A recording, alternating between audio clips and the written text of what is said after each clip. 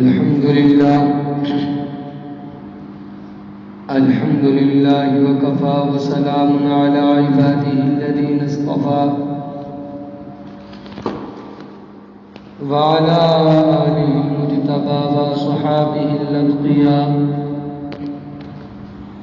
خصوصا على سيد الرسل وخاتم الأنبياء. أما بعد فأعوذ بالله من الشيطان الرجيم. بسم الله الرحمن الرحيم. كل من عليها فان ويبقى وجه ربك ذو الجلال والإكرام. صدق الله العظيم وصدقنا رسوله النبي الكريم ونحن على ذلك لمن الشاهدين والشاكرين والحمد لله رب العالمين. درود شریف پڑھیں. اللهم صل على سيدنا ومولانا محمد وعلى آل سيدنا ومولانا محمد وبارك وسلم وصلي عليه يا رب صل وسلم دائما ابدا على حبيبك خير الخلق كلهم.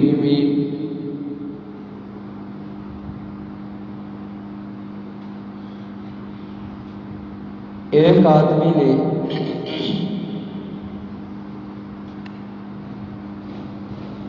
اپنے لیے ایک خوبصورت محل بنوایا.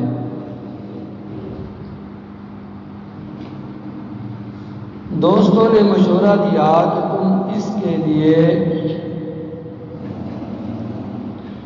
شاندار دعوت کا اہتمام کرو کیونکہ تم نے بہت ہی خوبصورت مکان بنایا ہے. چنانچہ اس نے ایسا ہی کیا. شہر کے لوگوں کو بلایا اور اپنے محل میں اس نے ایک تخت بنوایا. وہ تاج پہن کر اس تخت پر بیٹھ گیا. اپنے محل میں جس پر اس نے لاکھوں کروڑوں روپے خرچ کیا، اس محل میں وہ تخت بنوا کر تاج پہن کر اس تخت پر بیٹھ گیا.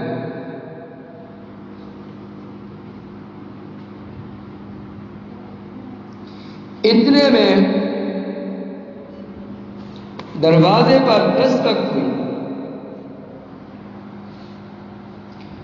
اس نے اپنے خادم کو بھیجا، نوکر کو بھیجا کہ پتہ کرو کون آیا ہے.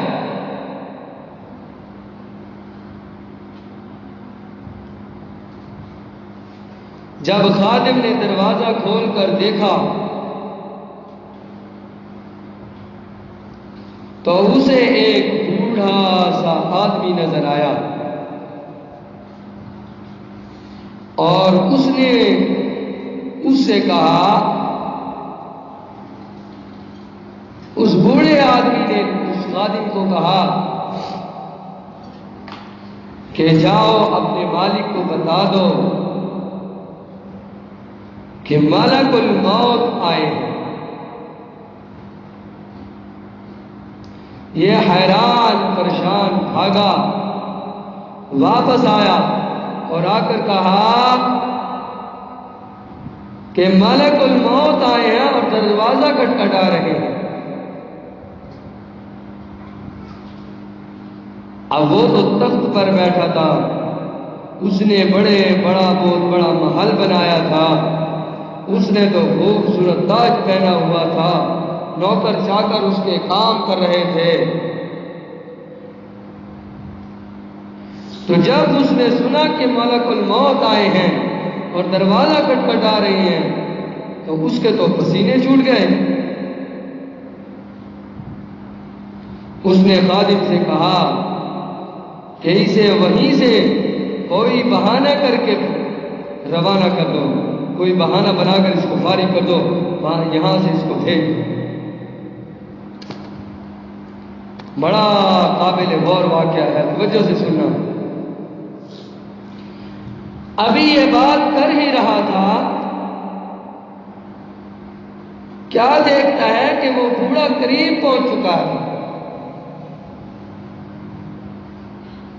اب اس بوڑھے نے اسے گھورا اور کہا کہ تو بہانہ بناتا ہے کہ مجھے واپس بھیجے گا، میں اپنے وقت پہ آتا ہوں، اور جب آتا ہوں تو میں روح قبض کیے بغیر واپس نہیں جاتا۔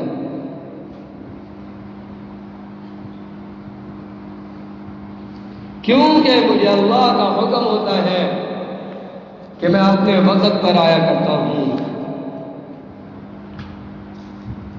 میں انسان کے سینے پہ پنجہ گاڑتا ہوں اور میں اس کی روح کو قبض کر لیتا ہوں،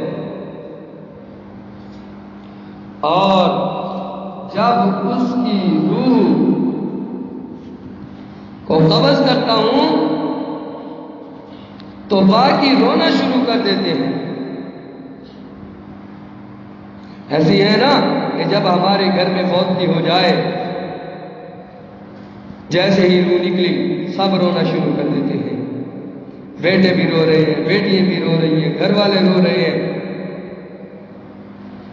تو اسرائیل نے کہا کہ میں مکان کے کونے میں کھڑا ہو کر کہتا ہوں کہ اے رونے والو، تم اس میت پر رو رہے ہو، مجھے تو ابھی پھر یہاں آنا ہے، اور تم میں سے جتنے زندہ ہیں اتنی مرتبہ آ کر روحوں کو لے کر جانا ہے۔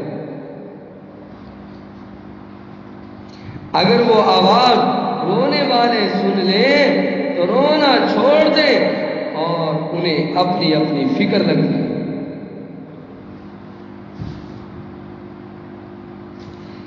اللہ اکبر، لا الہ الا اللہ۔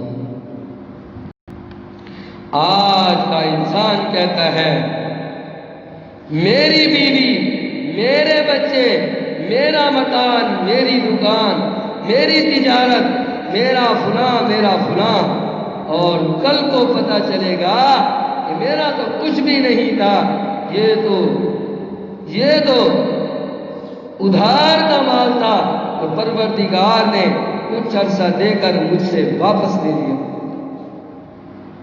کوئی بھی اپنا نہیں، ہاں اگر اپنا ہے تو فقط اللہ رب العزت کی ذات ہے۔ نہ بیوی اپنی، نہ بچے اپنے، نہ مکان اپنا، نہ دکان اپنی، نہ تجارت اپنی، کوئی اپنا نہیں ہے۔ اگر ہے تو اللہ رب العزت کی ذات ہے۔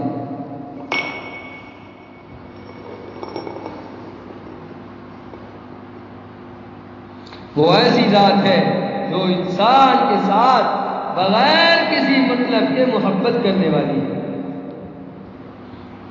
بیوی، بچے، عزیز و اقارب، دوست، احباب کو کوئی نہ کوئی مطلب ہوتا ہے، حتیٰ کہ ماں باپ کے دل میں بھی کوئی نہ کوئی بات ہوتی ہے کہ بڑھاپے میں یہ بیٹا کام آئے گا۔ اگر بے غرض تعلق ہے انسان کے ساتھ تو وہ فقط اللہ رب العزت کا اپنے بندوں کے ساتھ تعلق ہے۔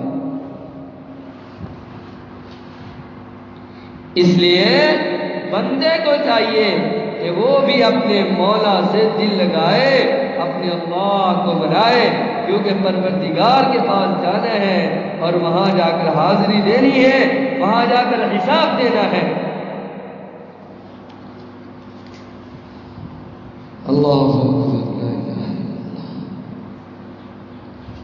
نبی علیہ السلام نے ایک دفعہ ملک الموت سے فرمایا کہ ملک الموت، تو اپنے آنے سے پہلے کوئی پیغام پر بھیجیا کرنا۔ ملک الموت نے عرض کیا، اے اللہ کے نبی صلی اللہ علیہ وسلم، قاصد تو بڑے بھیجے جاتے ہیں مگر لوگ تو ان کے پیغام کو سنتے نہیں۔ پوچھا وہ کون سے قاصد ہوتے ہیں جو تیرے آنے سے پہلے آ کر انسان کو سمجھا کر جاتے ہیں؟ تو ملک الموت نے جواب دیا، اے اللہ کے نبی، دانت کا ٹوٹ جانا بھی پیغام ہے موت کا، بینائی کا کمزور ہو جانا بھی پیغام ہے موت کا، انسان کے بالوں کا سفید ہو جانا بھی یہ موت کا پیغام ہے۔ یہ سب پیغام ہے کہ میاں تیرا وقت گزر رہا ہے، تیری کھیتی پک رہی ہے، اور جب کھیتی پک جاتی ہے تو دراتی چاہتی ہے اس کو کاٹا جاتا ہے، تو دراتی چاہتی ہے اس کو کاٹا جاتا ہے۔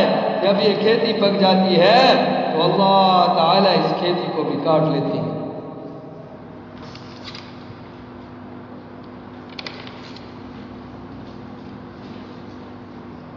ایک مرتبہ حضرت موسیٰ علیہ السلام نے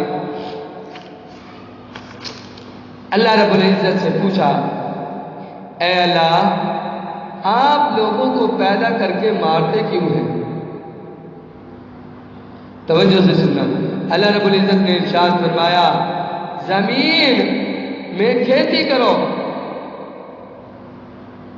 حضرت موسیٰ علیہ السلام نے زمین میں گندم کی فصل کاشت کر دی۔ کچھ عرصہ کے بعد فصل پک کر تیار ہو گئی۔ حضرت موسیٰ علیہ السلام نے جب دیکھا کہ فصل پک چکی ہے تو اس کے کاٹنے کی فکر کی، چنانچہ فصل کاٹ دی گئی، دانے اور بھوسا الگ الگ کر دیا گیا۔ اللہ تعالیٰ نے پوچھا، اے میرے پیارے موسیٰ، تو نے گندم کو کاٹ کر دانے اور بھوسا الگ الگ کیوں کر دیے؟ عرض کیا، اے میرے پروردگار، فصل پک چکی تھی اس لیے کاٹ دی ہے۔ پھر اللہ رب العزت نے فرمایا، اے موسیٰ، میں بھی تو یہی کرتا ہوں کہ جب لوگوں کی زندگی کی فصل پک کر تیار ہو جاتی ہے تو میں اس کو کاٹ دیتا ہوں، اور دانے کی مانند لوگوں کو جنت میں داخل کر دیتا ہوں، اور بھوسے کی مانند لوگوں کو جہنم میں داخل کر دیتا ہوں۔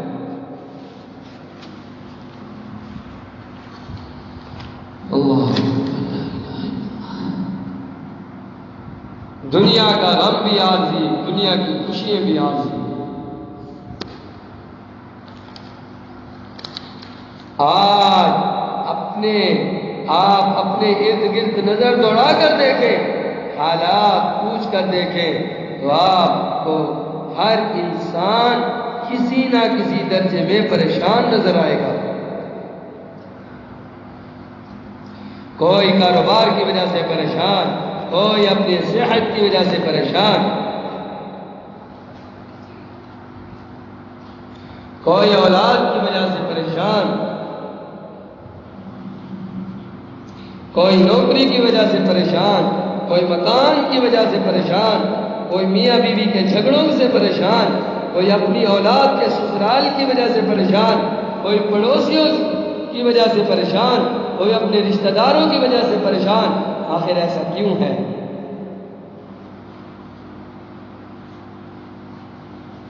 اس کی وجہ یہ ہے کہ آج ہماری زندگی میں آخرت کی فکر نہیں ہے،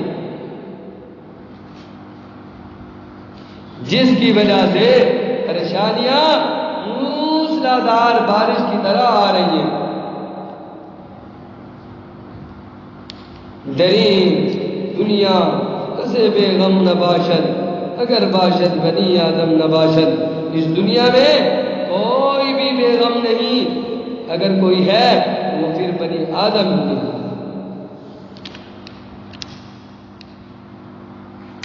آج تو ہم کہتے ہیں کہ ہمیں بہت زیادہ پریشانیاں تھیں اور آخرت کی پریشانی بھولی ہوئی ہے، مگر جب ظاہر کی آنکھ بند ہوگی پھر ہماری آنکھوں سے پردے کھلیں گے کہ ہم کس طرح کی زندگی بسر کرتے رہے۔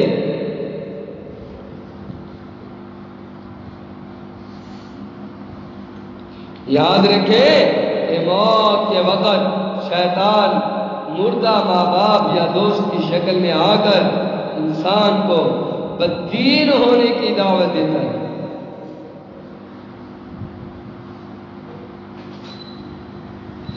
اس فتنے سے اللہ تعالیٰ کی رحمت کے بغیر کوئی نہیں بچ سکتا۔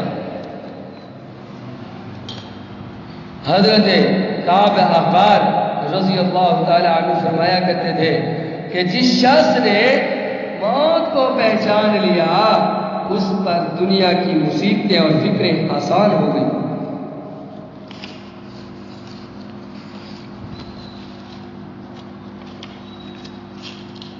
نبی کریم صلی اللہ علیہ وسلم کے ایک صحابی بیمار تھے۔ آپ صلی اللہ علیہ وسلم عیادت کے لیے تشریف لے گئے۔ ابھی آپ صلی اللہ علیہ وسلم وہاں پہنچے ہی تھے کہ اتنے میں ملک الموت آ گئے۔ نبی اکرم صلی اللہ علیہ وسلم نے دیکھا کہ ملک الموت نے اپنی انگلی ان کے سینے کے اوپر رکھی ہے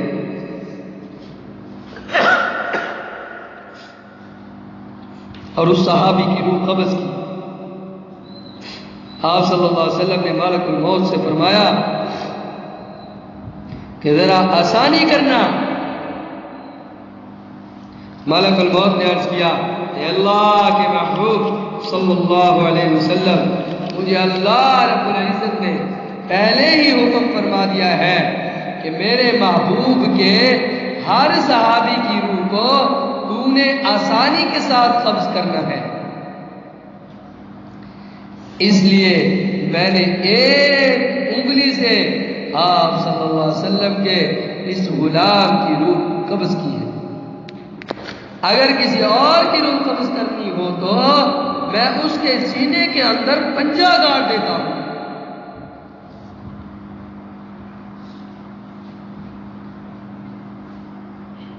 حدیث پاک میں ہے اگر جانوروں کو بھی اپنی موت کا ہماری طرح علم ہوتا تو تم کو کوئی موٹا جانور کھانے کو نہ ملتا۔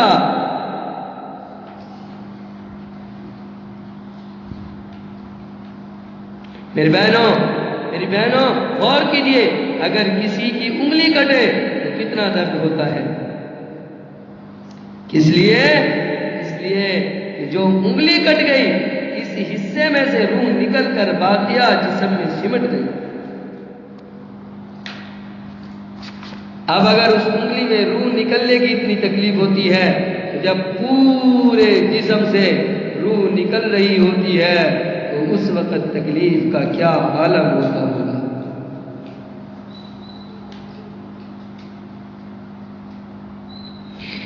اللہ اکبر۔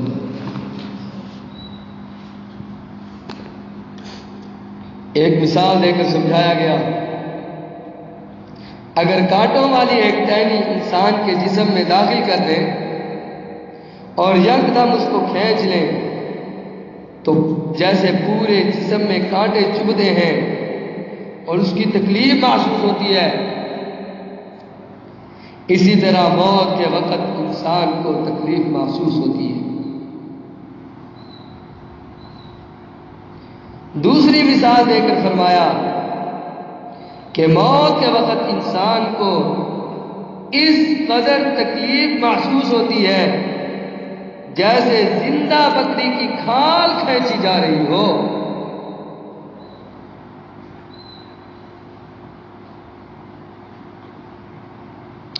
حضرت علی رضی اللہ تعالی عنہ جب جہاد کا خطبہ دیتے تو اس وقت مجاہدین سے فرماتے اے مجاہدوں، اللہ کے راستے میں شہید ہو جاؤ گے تو تمہیں بالکل تکلیف نہیں ہوگی، اور اگر گھر پر جا کر مرو گے تو تمہیں کینچیوں سے اترنے سے زیادہ تکلیف ہوگی۔ بعض اوقات فرماتے کہ دیگ میں خون دینے سے بھی زیادہ تکلیف ہوگی۔ اب ہم دیکھیں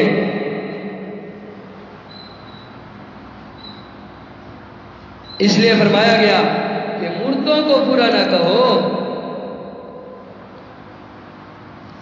کیونکہ وہ اپنے کافر کردار تک پہنچ چکے ہیں۔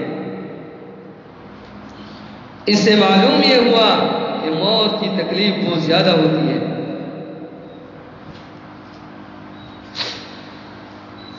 بلکہ حضور صلی اللہ علیہ وسلم نے موت کی سختی کے بارے میں فرمایا واللہ لو تعلمون ما اعلم لضحكتم قليلا ولبكيتم كثيرا ولا تلذذتم بالنساء على الفرشات. خدا کی قسم جو کچھ میں جانتا ہوں اگر تم بھی جانتے تو تم کم ہنستے زیادہ روتے.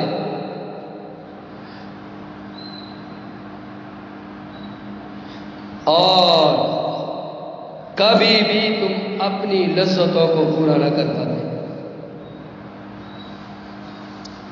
دنیا کی چیزوں کو کبھی کھا نہ پاتے.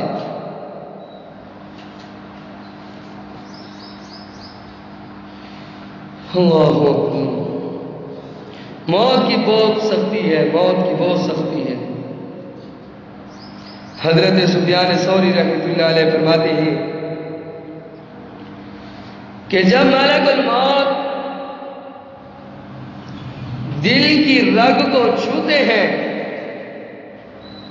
اس وقت آدمی لوگوں کو پہچان نہیں سکتا.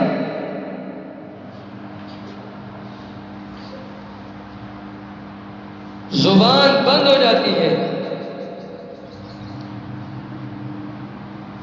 اور دنیا کی سب چیزیں بھول جاتی ہیں.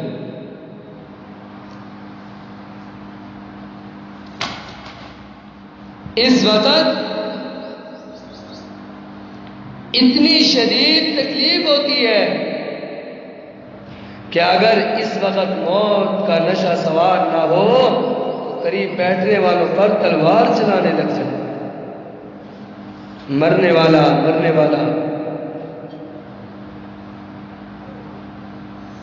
مرنے والے کو اتنی زیادہ تکلیف ہوتی ہے. موت کی کیفیت کیا ہے؟ حضرت عمر بن عاص رحمۃ اللہ علیہ اپنی محفلوں میں اکثر کہا کرتے تھے کہ معلوم نہیں کہ مرنے والے اپنے آخری وقت کی کیفیت بیان کیوں نہیں کرتے. غور سے سنو میری بات کو، غور سے سنو. یہ وقت ہمارے اوپر آنے والا ہے. موت آنے والی ہے، موت آنے والی ہے. ہم نے قبر میں جانا ہے، ہمارا جنازہ پڑھایا جانا ہے. پتہ بھی نہیں ہمیں قبر نصیب ہوتا ہے یا نہیں ہوتا. توجہ سے سنو، یہ وقت ہمارے ساتھ ہمارے اوپر آنے والا ہے. حضرت عمر بن عاص اپنی محفلوں میں اکثر کہا کرتے تھے کہ معلوم نہیں مرنے والے اپنے آخری وقت کی کیفیت بیان کیوں نہیں کرتے. جب ان پر جان کنی کا عالم طاری ہوا تو بیٹے نے کہا ابا جان اب آپ ہی اپنی کیفیت بیان کر دیں. آپ نے فرمایا بیٹا ایسے محسوس ہوتا ہے کہ میرا جسم آگ کے تختے پر ہے اور سوئی کے ناکے سے سانس آ رہی ہے اور احد پہاڑ میرے سینے پر رکھ دیا گیا. اللہ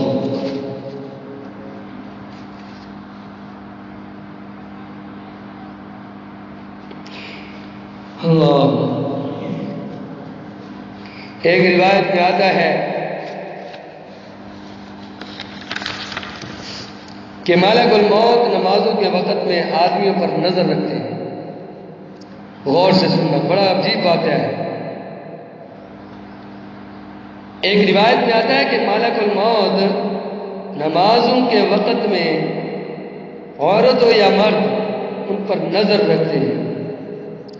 جو اللہ کا بندہ یا اللہ کی بندی وقت پر نماز پڑھنے کا اہتمام کرتے ہیں ان کو ان کی وفات کے وقت خود ہی کلمہ طیبہ کی تلقین کرتے ہیں. یعنی جو بندہ یا جو اللہ کی بندی پابندی کے ساتھ نماز پڑھتے ہیں تو ملک الموت آ کر ان کو کلمہ طیبہ کی تلقین کرتے ہیں اور شیطان کو اس کے پاس سے ہٹا دیتے ہیں. اب آپ خود بتائیں کہ ہم میں سے کون ہے جو یہ نہیں چاہتا کہ ہمیں ملک الموت موت کے وقت کلمہ طیبہ کی تلقین نہ کرے۔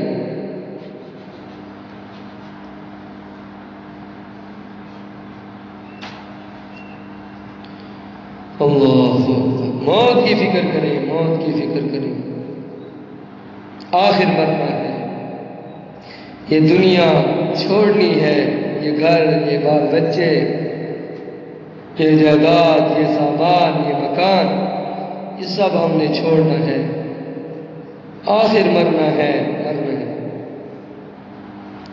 ایک شرابی آدمی کی موت کا واقعہ سناتا ہوں۔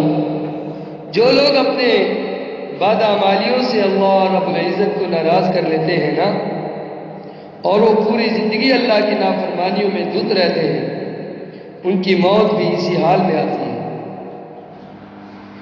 ان کے آخری لمحات میں ان کی زبان پر وہی کچھ آتا ہے جو ان کے دلوں میں بھرا ہوا ہوتا ہے۔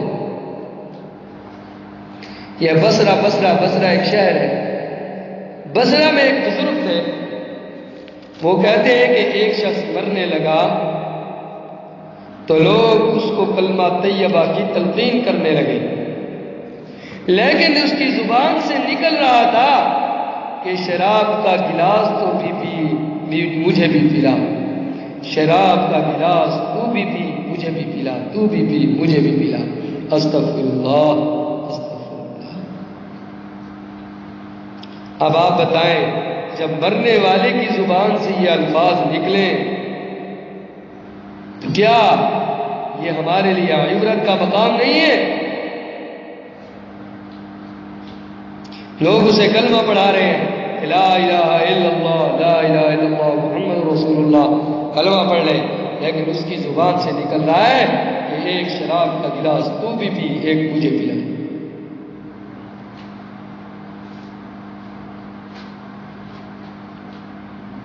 اسی طرح ایک اور شخص کا انتقال ہونے لگا، اللہ اکبر، لوگ اس کو لا الہ الا اللہ پڑھنے کی تلقین کر رہے تھے، مگر چونکہ وہ کسی چیز کے بیچنے کا کاروبار کرتا تھا اور نمازوں کی پرواہ نہیں کرتا تھا، اب جب مرنے لگا لوگ اس کو کلمے کی تلقین کر رہے ہیں، وہ جواب میں کہنے لگا 10 روپے، 11 روپے، 12 روپے۔ اب ہم دیکھیں ہم کتنی غفلت کی زندگی گزار رہے ہیں، پتہ نہیں ہمارا خاتمہ کیسے ہوگا۔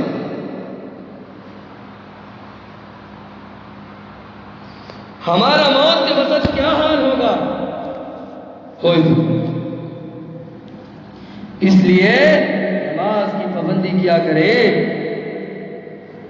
جیسا کہ آپ نے حدیث مبارکہ سنی ہے کہ جو اللہ کا بندہ یا اللہ کی بندی نماز کی پابندی کرتا ہے تو خود اسرائیل علیہ السلام جب روح نکالنے کے لیے تشریف لاتے ہیں تو وہ آ کر کلمہ طیبہ کی تلقین کرتے ہیں۔ اللہ ہم سب کو کلمہ شہادت والی موت نصیب فرمائے، اللہ ہم سب کو ایمان، اعمال، سلامتی والی، شہادت والی، کلمے والی موت نصیب فرمائے۔ اللہ پاک ہمیں بری موت سے، بری کلمات والی موت سے محفوظ فرمائے۔ اللہ ہم سب کی قبر آخرت کو اچھا بنائے۔ میری بہنوں، ہمیں فکر کرنا ہے، ہمیں اپنی بھی فکر کرنی ہے، ہم نے اپنے بچوں کی بھی فکر کرنی ہے۔ جس طرح دنیا میں ہم اپنے بچوں کو آگ میں جلتا نہیں دیکھ سکتے، اسی طرح ہم اپنے بچوں کو جہنم میں بھی جلتا نہیں دیکھ سکتے۔ یہ تو ہمارے بچے ہیں، اگر کوئی کتے کا بچہ، کتا ناپاک ہے حالانکہ، کتے کا بچہ بھی ہمارے سامنے، ہماری آنکھوں کے سامنے اگر آگ میں جلنے کے لیے جا رہا ہو تو ہم اسے بھی بچانے کی کوشش کرتے ہیں۔ تو کیا بہتر ہے، کیا بہتر ہے کہ ہم خود بھی جہنم کی آگ سے بچیں، اپنی اولاد کو بھی جہنم کی آگ سے بچائیں۔ تو انشاءاللہ کوشش کریں گے نا، انشاءاللہ نماز کی پابندی کریں گے نا انشاءاللہ، ذکر کا، اذکار کی، توبہ استغفار کی، کلمہ طیبہ کی، تسبیحات اور استغفار کی کثرت، کوئی پتہ نہیں کب ہماری روح نکل جائے، کب ہمارا جنازہ تیار ہو جائے، کب ہمارا اعلان ہو جائے، کوئی پتہ نہیں۔ اللہ پاک مجھے بھی عمل کی توفیق نصیب فرمائے، اللہ پاک آپ کو بھی عمل کی توفیق نصیب فرمائے۔ جو کہا ہے، جو سنا ہے، اللہ مجھے بھی اس نصیحت پر عمل کی توفیق نصیب فرمائے۔ اللہ آپ کو بھی اس نصیحت پر عمل کرنے کی توفیق نصیب فرمائے۔ وآخر دعوانا ان الحمد للہ رب العالمین، الحمد للہ رب العالمین۔ ربنا آتنا في الدنيا حسنة وفي الآخرة حسنة وقنا عذاب النار وقنا عذاب القبر وقنا عذاب الحشر وقنا عذاب البرز وقنا عذاب الميزان۔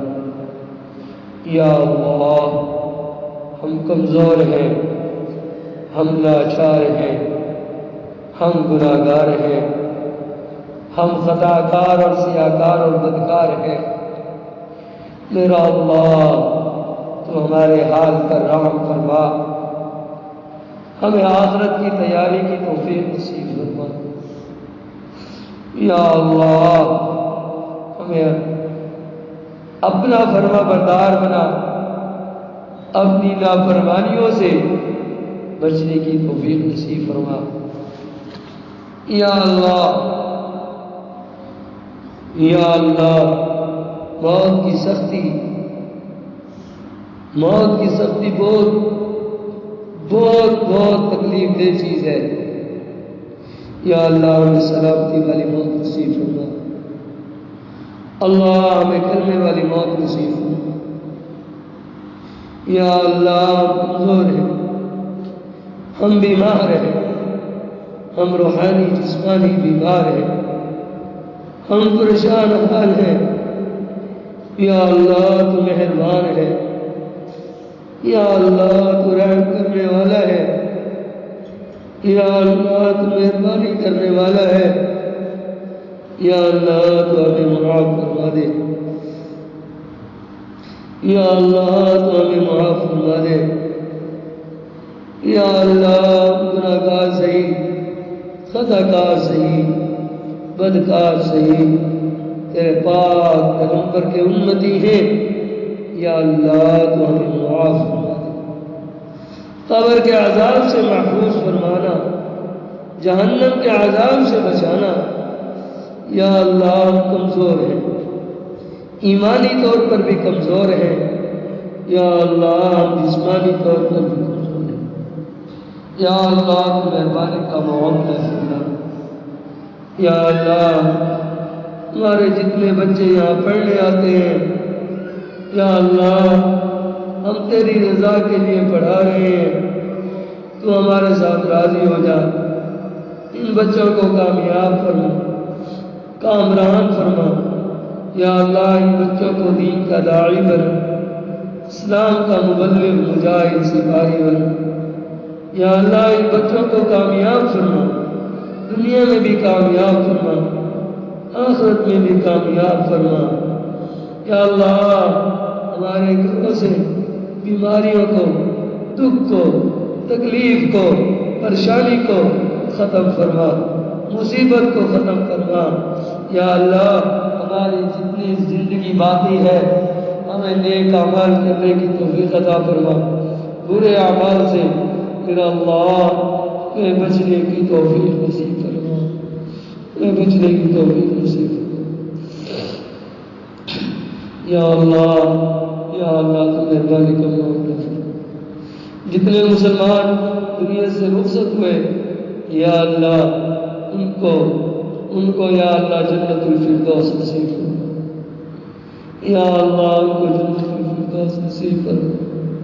یا اللہ جب ہم دنیا سے جائیں ہمیں ایمان والی، کلمے والی، شہادت والی، سلامتی والی موت نصیب فرمانا، موت نصیب فرمانا۔ ربنا تقبل منا إنك أنت السميع العليم وتب علينا إنك أنت التواب الرحيم۔ صلى الله تعالى على خير خلقه محمد وعلى آله وأصحابه أجمعين۔ لا إله إلا الله محمد رسول الله۔